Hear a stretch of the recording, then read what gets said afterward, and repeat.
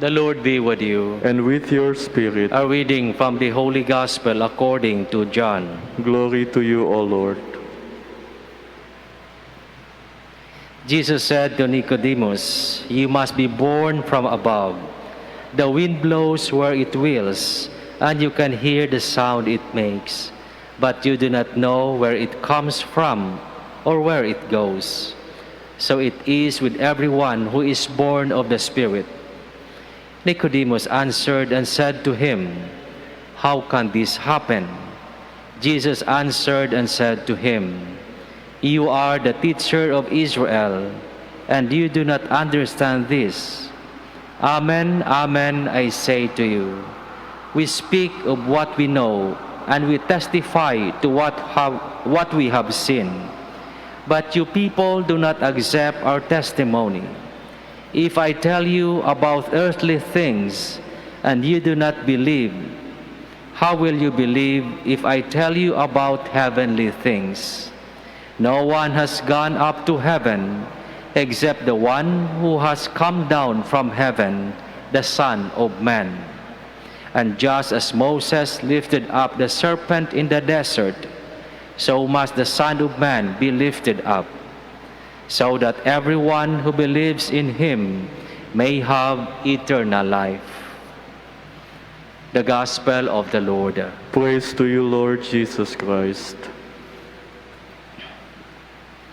Si Nicodemus ay isang kilalang personalidad sa komunidad ng mga Israelitas, ngunit siya ay isang Pariseo at kilala. Ngunit sa kabila nito, siya ay palihim na kumakausap kay Jesus, sapagkat kahit siya ay napapaligiran ng mga taong masasabi nating hindi sang-ayon sa turo ng ating Panginoong Hesus o mga kalaban ng ating Panginoong Hesus, siya ay bukas pa rin ang kanyang puso at kalooban sa mga magagandang turo ng ating Panginoon. Kaya nga siya ay isang taong naging instrumento para din maging maganda ang pagpapalaganap ng mabuting balita tungkol sa kaharian ng Diyos. Kahit palihim na ginagawa ni Nicodemus ang lahat ng ito. Ang kanyang puso, ang nilalaman ng kanyang puso ay ang turo at aral, ang pagmamahal sa ating Panginoong Hesus. Sa araw na ito ay ating din ipinagdiriwang ang kapistahan ni Beata Margarita di Castello. Isa ring masasabi nating taong punong-puno ang kanyang puso sa pagmamahal sa ating Panginoong Diyos, na sa kabila ng lahat ng paghihirap na kanyang naranasan mula nang siya'y isilang sa kamay ng kanyang magulang na hindi siya kinilala at siya itinakwil, at sa mga iba pang taong hindi tumulong sa kanya sapagkat marami siyang kapansanan, ang Panginoong Hesus pa rin, ang pagmamahal pa rin sa Panginoong Diyos ang naging laman ng puso ni Beata Margarita. Kaya nga't sinasabi niya na pag inyong bubuksan ang aking puso, ay makakita kayo ng 3 perlas. Isa para sa Sacred Heart of Jesus, one for the most Sacred Heart, the Immaculate Heart of Mary, and the other one is for the Chaste Heart of Saint Joseph. Sa kabila ng lahat, Panginoong Diyos pa rin ang laman ng kanyang buhay. At ito rin ang isang bagay na dapat nating tularan, na sa kabila ng lahat ng paghihirap, ng hamon na ating nararanasan sa ating panahon ngayon, masasabi nating mangingibabaw pa rin ang pagmamahal ng Diyos.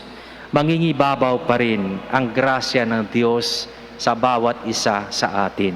Sapagkat Ang katayuan, ang pagkatao ni Beata Margarita ay isang konkretong halimbawa na hindi tayo pababayaan ng ating Panginoon. Na kahit tayo lugmok na sa mga suliranin, sa mga pagsubok na ating nararanasan, nandyan pa rin ang pagmamahal ng Diyos sa bawat isa sa atin.